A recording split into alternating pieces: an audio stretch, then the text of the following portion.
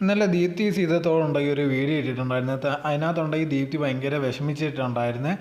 അതിൻ്റെ കാരണം എന്ന് പറയുന്നത് താനുണ്ടെങ്കിൽ ഇപ്പോൾ ഒരു ടെസ്റ്റിന് വേണ്ടി വെയിറ്റ് ചെയ്തുകൊണ്ടിരുന്നു, അതിൻ്റെ റിസൾട്ട് വരാൻ വേണ്ടി. അത് IUIയുടെ ടെസ്റ്റായിരുന്നു.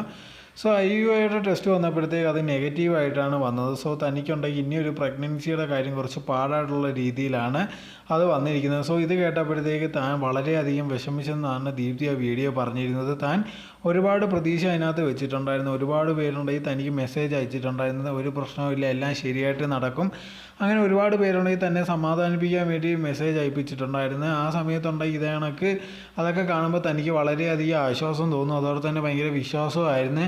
പക്ഷേ ഇതേ കണക്ക് വന്നപ്പോഴത്തേക്ക് താൻ അത് ഒരിക്കലും പ്രതീക്ഷിച്ചില്ല. ഈ വട്ടം ഉണ്ടെങ്കിൽ പോസിറ്റീവായിട്ട് തന്നെ വരുമെന്നാണ് താൻ വിചാരിച്ചത്. തൻ്റെ ഭർത്താവായിട്ട് അല്ലെങ്കിൽ കുടുംബമൊക്കെ ആയിട്ട് എല്ലാവരും ഉണ്ടെങ്കിൽ തന്നെ ഭയങ്കര അധികം സപ്പോർട്ടായിരുന്നു. വേറെ രീതിയിലുള്ള വഴി നമുക്ക് നോക്കാമെന്നൊക്കെ പറഞ്ഞിട്ടുണ്ടായിരുന്നു. എന്നാൽ പോലും ഉണ്ടെങ്കിൽ തനിക്ക് അത് ഭയങ്കര ഒരു വിഷമമായി പോയി.